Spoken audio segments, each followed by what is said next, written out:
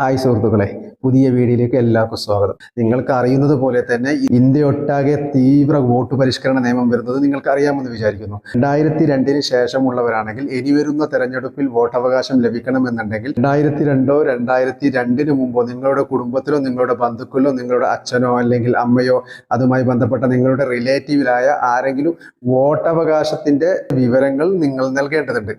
അത് കൊടുത്താൽ മാത്രമേ ഇനി വരുന്ന തെരഞ്ഞെടുപ്പിൽ നിങ്ങൾക്കും വോട്ടവകാശം ലഭിക്കുകയുള്ളൂ.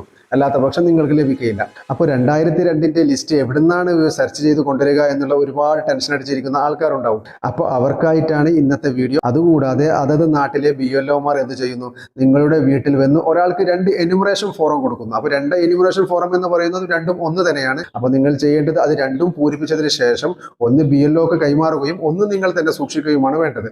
നിങ്ങൾ സ്കിപ്പ് അടിക്കാതെ വീഡിയോ കാണാൻ വേണ്ടി ശ്രമിക്കുക.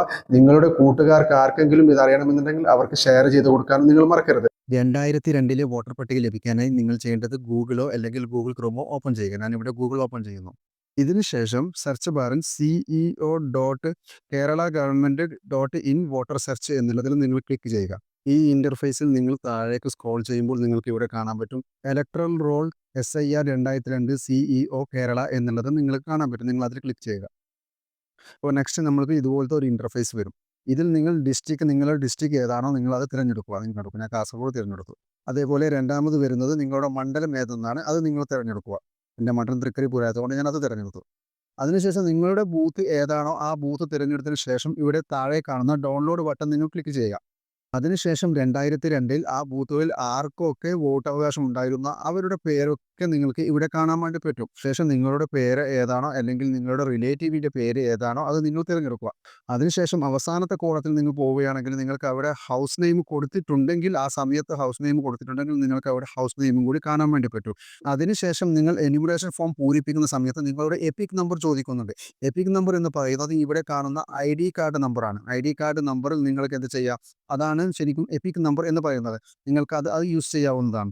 പിന്നെ നമ്മൾ എന്യൂമറേഷൻ ഫോം പൂരിപ്പിക്കുമ്പോൾ നമുക്ക് ആവശ്യമായിട്ട് വരുന്നത് ഇവിടെ കാണുന്ന പാർട്ട് കോ നമ്പർ എന്നുള്ളതും അതുപോലെ SL നമ്പർ എന്നുള്ളതുമാണ്. ഈ നമ്പർ രണ്ടും നമ്മൾ എന്ത് ചെയ്യാം, നമ്മൾ നോട്ട് ചെയ്ത് വെക്കുക. അതിനുശേഷം പൂരിപ്പിക്കുന്ന സമയത്ത് നമ്മൾ അതിൽ ചേർക്കാവുന്നതാണ്. ഇത്രയും കഴിഞ്ഞാൽ നമുക്ക് 2002 വോട്ടർ ലിസ്റ്റ്, നമുക്ക് ആവശ്യമുള്ള വോട്ടർ ലിസ്റ്റ് നമുക്ക് കിട്ടിക്കഴിയും. അടുത്തതായി നമ്മൾ നോക്കുന്നത് എന്യൂമറേഷൻ ഫോം എങ്ങനെ പൂരിപ്പിക്കാം എന്നുള്ളതാണ്.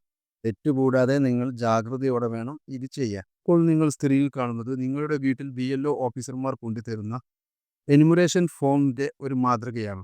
ഇതിൻ്റെ മുകളിലായിട്ട് നിങ്ങളുടെ BLO ഓഫീസർമാർ ആരാണോ അവരുടെ പേരും അതുകൂടാതെ അവരുടെ കോൺടാക്റ്റ് നമ്പറും നിങ്ങൾക്ക് അവിടെ കാണാൻ വേണ്ടി പറ്റും.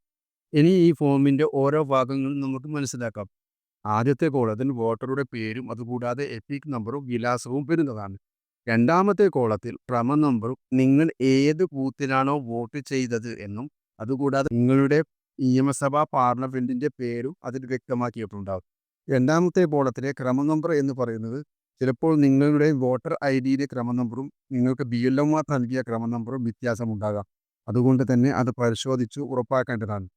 പിന്നെ വരുന്നത് മൂന്നാമത്തെ കോളത്തിൽ നിങ്ങളുടെ ഫോട്ടോ സെക്ഷനാണ്. അപ്പോൾ ഫോട്ടോയിൽ നിങ്ങൾ മുമ്പ് കൊടുത്ത വോട്ടർ IDയിലെ ഏത് ഫോട്ടോ ആണോ അതാണ് അവിടെ കാണാൻ പറ്റുക. ഇനി നിങ്ങൾക്ക് ഫോട്ടോ മാറ്റണം എന്നുണ്ടെങ്കിൽ നിലവിൽ ഏത് ഫോട്ടോയാണോ നിങ്ങളുടെ കയ്യിലുള്ളത് നിങ്ങൾക്ക് അവിടെ പതിപ്പിക്കാനുള്ള ഓപ്ഷൻ അവിടെ മുകളിൽ തന്നെയുണ്ട്. ഇനി അടുത്തതായി നമ്മൾക്ക് ഇത് പൂരിപ്പിക്കേണ്ട ഭാഗങ്ങൾ നോക്കാം. ആദ്യം വരുന്ന ഓപ്ഷനിൽ 9 ക്വസ്റ്റ്യൻ ആണ് ഉള്ളത്. ആ 9 ക്വസ്റ്റ്യൻ നിങ്ങൾ എല്ലാവരും പൂരിപ്പിക്കേണ്ടതായിട്ടുണ്ട്. 2002 മുമ്പുള്ളവരായിക്കോട്ടെ അതിനുശേഷമുള്ളവരായിക്കോട്ടെ അത് എല്ലാവരും പൂരിപ്പിക്കേണ്ടത് അത്യാവശ്യമാണ്. അപ്പോൾ അതിൽ ആദ്യം വരുന്നത് ജനനത്തീയതിയാണ്. നിങ്ങളുടെ ജനനത്തീയതി ഏതാണോ അത് ഇവിടെ നിങ്ങൾ എഴുതുക. രണ്ടാമതായി വരുന്നത് ആധാർ നമ്പർ നിങ്ങൾ ഇവിടെ എഴുതുക. അത് ഓപ്ഷണലാണ്, നിങ്ങൾക്ക് വേണമെങ്കിൽ എഴുതാം അല്ലെങ്കിൽ അത് ഒഴിവാക്കാം. പക്ഷേ ആധാർ എഴുതുന്നതാണ് എന്തുകൊണ്ടും ഉത്തമം. മൂന്നാമത്തേത് വരുന്നത് നിങ്ങളുടെ മൊബൈൽ നമ്പർ ഏതാണോ ആ മൊബൈൽ നമ്പർ ഇവിടെ എഴുതുക. നാലാമത്തേത് വരുന്നത് പിതാവിൻ്റെ അല്ലെങ്കിൽ രക്ഷിതാവിൻ്റെ പേര് എന്താണോ അത് നിങ്ങൾ ഇവിടെ എഴുതി കൊടുക്കുക. അഞ്ചാമത്തേത് വരുന്നത് രക്ഷിതാവിൻ്റെ എപ്പിക് നമ്പർ നിങ്ങൾക്ക് ലഭ്യമെങ്കിൽ ഇവിടെ എഴുതി കൊടുക്കുക. ആറാമത്തേത് നിങ്ങളുടെ മാതാവിൻ്റെ പേര് അത് നിങ്ങളിവിടെ എഴുതുക. അതിനുശേഷം മാതാവിൻ്റെ എപ്പിക് നമ്പർ ലഭ്യമെങ്കിൽ പിന്നെ വരുന്നത് പങ്കാളിയുടെ പേര്. നിങ്ങളുടെ ഭാര്യയോ അല്ലെങ്കിൽ ഭർത്താവോ ആണെങ്കിൽ നിങ്ങളുടെ പങ്കാളിയുടെ പേര് ഇവിടെ എഴുതാവുന്നതാണ്.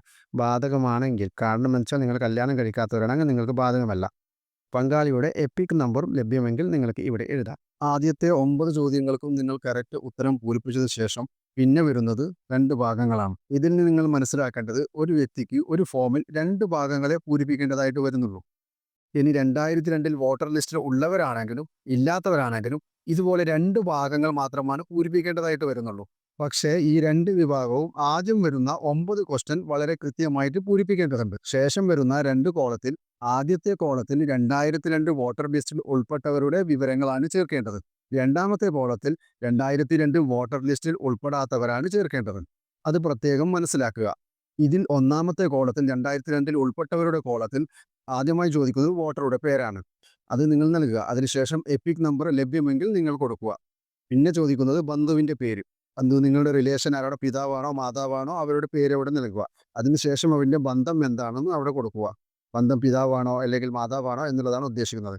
പിന്നെ കൊടുക്കേണ്ടത് ജില്ലയാണ്. പിന്നെ അതിനുശേഷം കൊടുക്കേണ്ടത് സംസ്ഥാനത്തിൻ്റെ പേര്. പിന്നെ കൊടുക്കേണ്ടത് നിങ്ങളുടെ നിയമസഭാ മണ്ഡലത്തിൻ്റെ പേരാണ്. അതിനുശേഷം താഴെ കൊടുക്കേണ്ടത് നിയമസഭാ മണ്ഡലത്തിൻ്റെ നമ്പർ, ഭാഗം നമ്പർ, ക്രമ നമ്പർ. ഈ താഴെ കാണുന്ന 3 നമ്പർ നിയമസഭാ മണ്ഡലത്തിൻ്റെ നമ്പർ, ഭാഗം നമ്പർ, ക്രമ നമ്പർ ഇത് 3ഉം ഈ വീഡിയോയിൽ തന്നെ മുമ്പ് ആദ്യം 2002 വോട്ടർ പട്ടിക എടുക്കുന്ന സമയത്ത് ഈ 3 നമ്പറും ആവശ്യമായി വരുമെന്ന് ഞാൻ പറഞ്ഞിട്ടുണ്ടായിരുന്നു. ആ നമ്പറാണ് ഇവിടെ നിങ്ങൾ ചേർക്കേണ്ടത്. പിന്നെ വരുന്നത് രണ്ടാമത്തെ കോളം 2002 വോട്ടർ ലിസ്റ്റിൽ ഉൾപ്പെടാത്തവരുടെ വിവരങ്ങൾ പൂരിപ്പിക്കാനാണ്. അപ്പോൾ ഇത് നിങ്ങൾ പൂരിപ്പിക്കുമ്പോൾ വളരെ കൂടുതൽ നിങ്ങൾ സൂക്ഷിക്കേണ്ടതുണ്ട്. 2002 വോട്ടർ ലിസ്റ്റിലുള്ള ഏത് ബന്ധുവിൻ്റെ ഡീറ്റെയിൽസ് ആണോ നിങ്ങൾ ഇവിടെ കൊടുക്കാൻ ഉദ്ദേശിക്കുന്നത്, അത് പിതാവായിക്കോട്ടെ, മാതാവായിക്കോട്ടെ, അല്ലെങ്കിൽ നമ്മളുടെ റിലേറ്റീവ് ആരെങ്കിലും ആയിക്കോട്ടെ, ഇപ്പോൾ പുതിയൊരു ഓപ്ഷൻ കൂടിയുണ്ട്. നിങ്ങളുടെ ഭർത്താവിൻ്റെ പേര് കൂടി ഇവിടെ ചേർക്കാൻ പറ്റുന്നതാണ്. അപ്പോൾ ഇതിൽ ശ്രദ്ധിക്കേണ്ട വിഷയം എന്തെന്നാൽ നിങ്ങൾ കൊടുക്കുന്ന വ്യക്തിയുടെ ഡീറ്റെയിൽസ് 2002 വോട്ടർ പട്ടികയിൽ എങ്ങനെയായിരുന്നോ അതേ ഡീറ്റെയിൽസ് വേണം ഇവിടെ കൊടുക്കാൻ. നിങ്ങളുടെ ഇഷ്ടത്തിന് നിങ്ങൾ മാറ്റാൻ പാടുള്ളതല്ല. ഇതിൽ നിങ്ങൾ ചെയ്യേണ്ടത് 2002 ഉൾപ്പെട്ടവരുടെ പേര്, അതുകൂടാതെ അവരുടെ എപ്പിക് നമ്പർ ലഭ്യമെങ്കിൽ അതിനുശേഷം വരുന്നത് ബന്ധുവിൻ്റെ പേര് പിന്നെ ബന്ധം. നിങ്ങൾ ബന്ധുവിൻ്റെ പേര് എന്ന് ഉദ്ദേശിക്കുന്നത് നിങ്ങൾ 2002 കൊടുക്കുന്ന ആരാണോ അവർ നിങ്ങളുടെ പിതാവാണോ അല്ലെങ്കിൽ മാതാവാണോ അവരുടെ പേര് അവിടെ എഴുതുക. അതിനുശേഷം നിങ്ങളുടെ ബന്ധം എന്താണോ അതാണ് അവിടെ എഴുതേണ്ടത്. അതിനുശേഷം വരുന്നത് ജില്ല. നിങ്ങളുടെ ജില്ല ഏതാണോ അത് ചെയ്യുക. പിന്നെ വരുന്നത് സംസ്ഥാനത്തിൻ്റെ പേര്, അത് കേരളം എന്ന് എഴുതുക. പിന്നെ വരുന്നത് നിയമസഭാ മണ്ഡലത്തിൻ്റെ പേര്. ഇതിൻ്റെ മുമ്പത്തെ കോളത്തിൽ പൂരിപ്പിച്ചതിൻ്റെ സെയിം തന്നെയാണ്. പക്ഷേ ഇത് ശ്രദ്ധിക്കേണ്ടത് 2002 സെയിം ഡീറ്റെയിൽസ് തന്നെ ആയിരിക്കണം എന്നുള്ളതാണ്. ഇത്രയും വിവരങ്ങൾ നമ്മൾ നൽകി കഴിഞ്ഞാൽ എനുമറേഷൻ ഫോം നമ്മൾ പൂരിപ്പിച്ചു കഴിഞ്ഞു. അതിനുശേഷം നിങ്ങൾ താഴെ കാണുന്ന മെസ്സേജുകൾ വായിച്ച് മനസ്സിലാക്കേണ്ടതാണ്. വെളിയിൽ സൂചിപ്പിച്ച വോട്ടറായ ഞാനും എൻ്റെ കുടുംബവും മറ്റൊരു രാജ്യത്തിൻ്റെയും പൗരത്വം നേടിയിട്ടില്ല എന്ന് തുടങ്ങുന്ന ചെറിയ മെസ്സേജുകളാണ്. ഇത് സാധാരണ എല്ലാ ഫോമിലും വരുന്നത് തന്നെയാണ്. അത് നിങ്ങൾ വായിച്ച് മനസ്സിലാക്കുക.